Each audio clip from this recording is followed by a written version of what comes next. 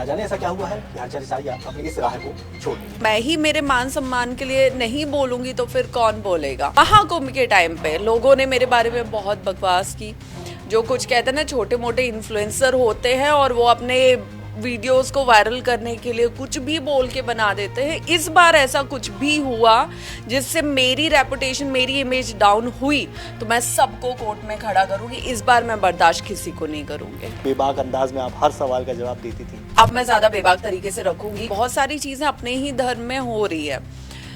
कुछ ऐसे संत है, कुछ ऐसे धर्म गुरु है जो बार बार मेरी जीवन में, मेरे कार्य में व्यवधान उत्पन्न कर रहे हैं। हमारे देश के कुछ धर्म गुरुओं की हम बात करें तो आपका पैसा, आपकी पावर, आपकी पब्लिक सपोर्ट मुझसे बहुत गुना ऊपर है। मैं आपके सामने कुछ भी नहीं हूँ, तो आप क्यों मुझे अपने रास्ते का कांटा मान रहे हो। कुछ लोगों के मैसेजेस, डीएम्स आए हैं सोशल मीडिया पे कि क्या आपने जीसस को जाना है, क्या आपने अल्लाह के बारे में पढ़ा है। देखो, मैं धर्म का प्रचार करना बंद कर रही हूँ, मैं धर्म नहीं बदल रही हूँ कि कोई भी आगे मुझे बहकाएगा और मैं दूसरा कोई धर्म अपना लूंगी। ऐसा कुछ नहीं होने वाला है। भगवा धारण करने से या कुंभ के बाद जो आपने जब धर्म की राह चुनी थी, क्या केवल वो एक वजह थी? क्योंकि मॉडलिंग, एंकरिंग तो आप पहले से कर रही थी। भगवा पे हर हिंदू, हर सनातनी का हक है। आप हिंदू छोड़िए, आजकल तो कुछ गैर धर्म के लोग हैं जो भगवा पहन के घूम रहे हैं, उन पे कोई आपत्ति क्यों नहीं जता रहा। धर्म आपको तभी तक स्वीकारेगा जब तक आप पैरों तक रहेंगे, आप बराबरी तक पहुंचेंगे तो वही कुछ लोग, वही कुछ साधु संत आपको नीचे उतारने में लग जाएंगे। मेरा एक एनजीओ है जिसके लिए हमने जमीन आवंटित करवाई थी और हम सरकार से सुविधाएं लेने वाले थे, लेकिन जब वो चीज़ हुई तब भी ये होने लगा कि हर्षा रिछारिया को कैसे आप ज़मीन दे रहे हो। फ्यूचर आपका क्या प्लान है?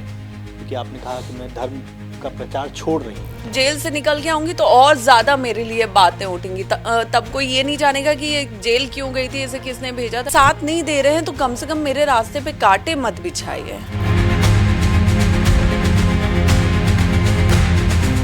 हर्षा रिछारिया एक ऐसा नाम जिन्होंने एंटरटेनमेंट की दुनिया में तो नाम कमाया ही, लेकिन जब आध्यात्म की दुनिया में आई तो एक अलग तरीके से अपनी पहचान बना ली।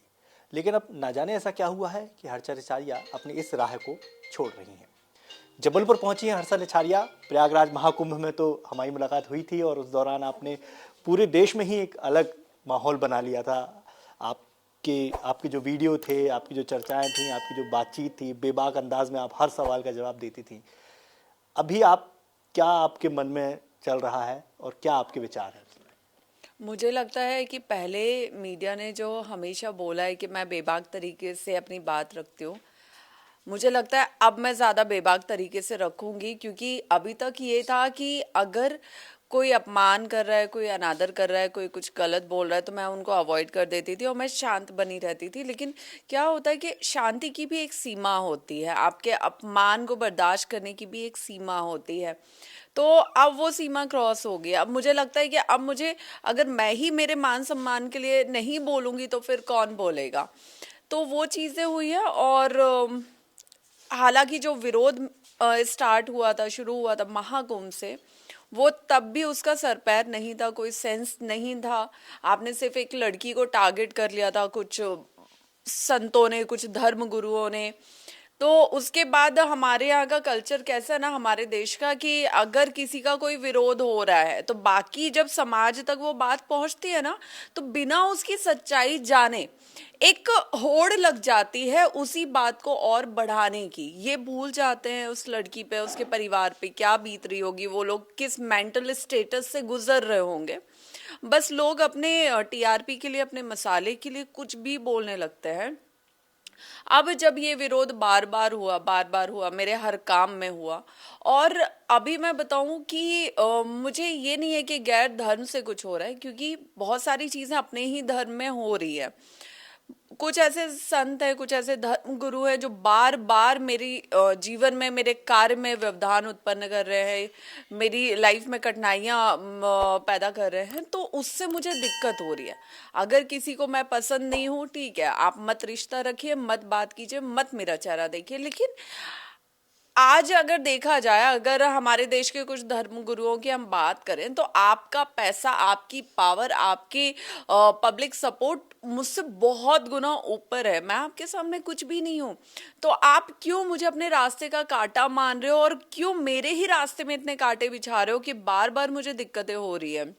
और जब मैंने ये देखा कि मैं कुछ भी कर रही हूँ आपको मुसीबत पैदा करना ही है, तो भाई ठीक है, अगर आपको लगता है एक लड़की से आपको इतना खतरा है, इतनी दिक्कतें हैं, तो फिर मैं छोड़ देती हूँ ना। लेकिन एक चीज और जो मैं कल आधी रात से देख रही हूँ सोशल मीडिया पे, कि मुझे पहली चीज, कुछ लोगों के मैसेजेस, डीएम्स आए हैं सोशल मीडिया पे कि क्या आपने जीसस को जाना है, क्या आपने अल्लाह के बारे में पढ़ा है। देखो, मैं धर्म का प्रचार करना बंद कर रही हूँ, मैं धर्म नहीं बदल रही हूँ कि कोई भी आगे मुझे बहकाएगा और मैं दूसरा कोई धर्म अपना लूंगी, ऐसा कुछ नहीं होने वाला है।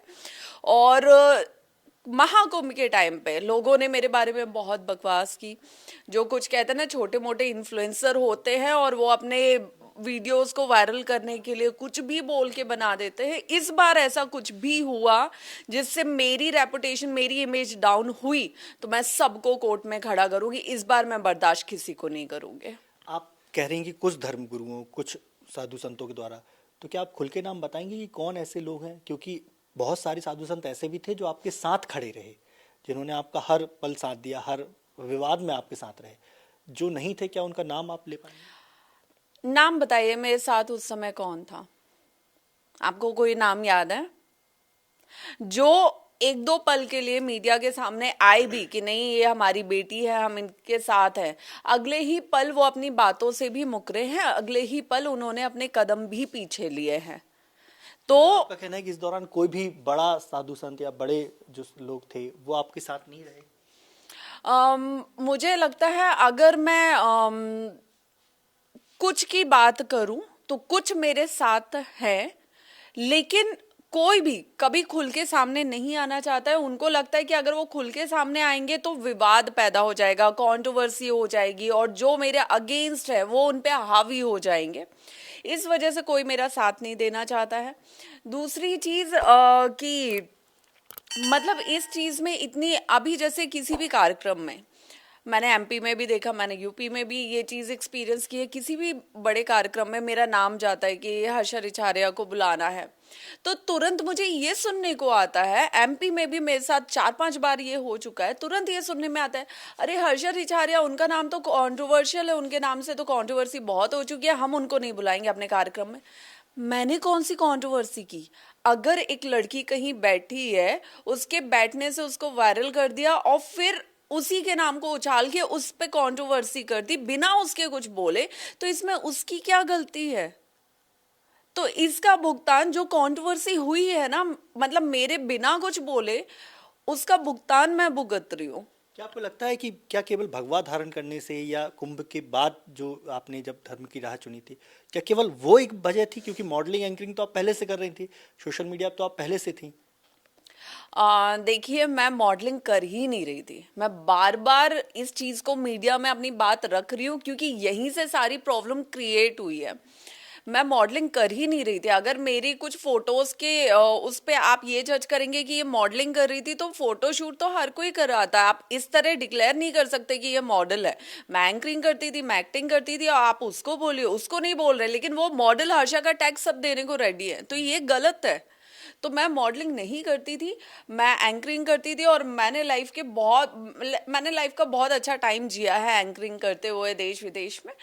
और रही बात भगवा धारण करने की, तो देखिए, भगवा पे हर हिंदू, हर सनातनी का हक है। आप हिंदू छोड़िए, आजकल तो कुछ गैर धर्म के लोग हैं जो भगवा पहन के घूम रहे हैं, उन पे कोई आपत्ति क्यों नहीं जता रहा? गैर धर्म के लोग हैं जो जटाएं रख रहे हैं, उन पे कोई आपत्ति क्यों नहीं जता रहे?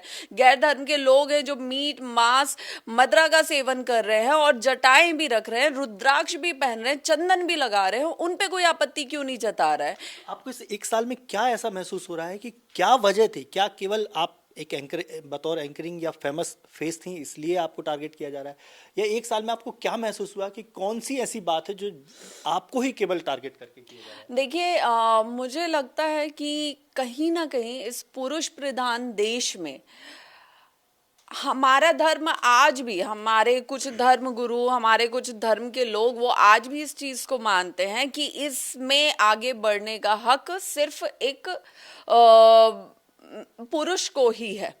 अगर नारी आगे बढ़ती है, बेटी आगे बढ़ती है, उनको ये है कि आपको जब तक रहना है, धर्म आपको तभी तक स्वीकारेगा जब तक आप पैरों तक रहेंगे, आप बराबरी तक पहुंचेंगे, तो वही कुछ लोग, वही कुछ साधु संत आपको नीचे उतारने में लग जाएंगे। तो ये यहाँ पे बड़ी प्रतिस्पर्धा है, बड़ी ईर्ष्या की एक भावना मैंने देखी है। लेकिन सनातन धर्म में कई महिलाएं भी बड़ी साध्वी बनी है और बड़ा उन्होंने नाम कमाया। क्या उनका कभी साथ नहीं मिला या आपने उनसे कभी चर्चा की हो? देखिए, जिन महिलाओं की आप बात करेंगे, ऐसा नहीं है कि मैंने उनसे जुड़ने की कोशिश नहीं की, मैंने उनसे बात करने की कोशिश नहीं की, मैंने सारी कोशिशें करके देखी हैं और हर कहीं से मैं हताश होके बैठी हूँ कि जो लोग खुद बहुत विवाद होने के बाद एक जगह पे पहुंचे हैं, आज वो भी मेरा दुख नहीं समझ रहे हैं। सबसे बड़ा दुख इस बात का है। और जो पारिवारिक तरीके से आगे बढ़ रहे हैं, कथा के माध्यम से, धर्म के क्षेत्र में पारिवारिक तरीके से आगे बढ़ रहे हैं, उनको मुझे लगता है कि कहीं ना कहीं नेपोटिज्म यहाँ भी हो रहा है। एक बड़ा आरोप लगा रहे हैं आप, क्योंकि अभी तक हम नेपोटिज्म केवल बॉलीवुड में सुनते थे, धर्म में ये चीज मैं फील कर रही हूँ, क्योंकि अगर आपका परिवार उस चीज से बिलोंग करता है, आपका परिवार उस क्षेत्र में आगे है और वो आपको आगे बढ़ा रहा है, तो आपको बहुत मान सम्मान से देखा जाएगा, आपको आगे बढ़ाया जाएगा। लेकिन अगर आप खुद के दम पे आगे बढ़ रहे हो और ईश्वर की कृपा आपको मिल रही है, क्योंकि मुझे बढ़ाने वाला ईश्वर है, मुझे बढ़ाने वाला कोई भी व्यक्ति, कोई भी मनुष्य नहीं है, तो जब वो ये देखते हैं कि ये अकेली है, ईश्वर के दम पे आगे बढ़ रही है और इसके पास पैसा भी नहीं है, पावर भी नहीं है, फिर भी ये चीज है, तो तब वो लग जाते हैं आपके खिलाफ साजिशें करने, आपके खिलाफ विरोध करने। तो इसमें कहीं ना कहीं मैंने ये चीज देखी है। अब चूंकि आपका एक वीडियो वायरल हुआ जिसमें आपने कहा कि मैं परीक्षा, अग्नि परीक्षा नहीं दूंगी, मैं सीता नहीं हूँ, मैं साध्वी नहीं हूँ, क्या वो बयान था और क्यों आपको ऐसा देना पड़ रहा है? मैं वही आपको बता रही हूँ ना कि बार बार पिछले एक साल में मैं सिर्फ परीक्षाएं दे रही हूँ, लोगों से मिलने की कोशिश कर रही हूँ, वहां से मुझे नाउम्मीदगी मिल रही है, उसके बाद मेरा मनोबल तोड़ा जा रहा है। मैं जिस काम में आगे बढ़ना चाह रही हूँ, जो भी काम मैं करने का सोच रही हूँ, वहीं पे उस काम का विरोध किया जा रहा है, अंदर ही अंदर मेरे काम को बिल्कुल खत्म किया जा रहा है कि ये इस क्षेत्र में आगे ना बढ़े, ये यहाँ पे आगे ना बढ़े। तो और अभी हालांकि मैं माघ मेले की तैयारी कर रही थी, मेरा एक एनजीओ है जिसके लिए हमने जमीन आवंटित करवाई थी और हम सरकार से सुविधाएं लेने वाले थे। लेकिन जब वो चीज़ हुई तब भी ये होने लगा कि हर्षा रिछारिया को कैसे आप ज़मीन दे रहे हो, उसको कैसे मेला क्षेत्र में घुसने दे रहे हैं, जबकि आप देखेंगे, आप तो मीडिया से आप देखेंगे तो बहुत से एनजीओ, बहुत से ट्रस्ट, स्कूल, कॉलेजेस, संघ संगठन, सबके कैंप पंडाल लगते हैं। तो हर्षा रिछारिया कुछ अलग नहीं कर रही थी और हर्षा रिछारिया वेस्टर्न कल्चर को फॉलो भी नहीं करवाती है किसी से कि वेस्टर्न कल्चर को प्रमोट करिए, ऐसा भी कुछ नहीं है। और अगर आप ये बोलेंगे कि भले ही मैं सनातनी वीडियोस बना रही हूँ, सनातन सभ्यता को आगे लेके जाना चाहती हूँ, तब भी आप ये बोलेंगे कि मैं इन्फ्लुएंसर हूँ, तो आज की डेट में कौन सा नेता, कौन सा धर्मगुरु नहीं है जो सोशल मीडिया पे नहीं है? सबके पेज बने हुए हैं, फिर तो आप सबको उस कैटेगरी में खड़ा कीजिए ना। अकेले एक लड़की को बार बार क्यों टारगेट किया जा रहा है? क्या करेंगी अब आप इन फ्यूचर, आपका क्या प्लान है? क्योंकि आपने कहा कि मैं धर्म का प्रचार छोड़ रही हूँ, तो क्या आप करेंगी अब आप?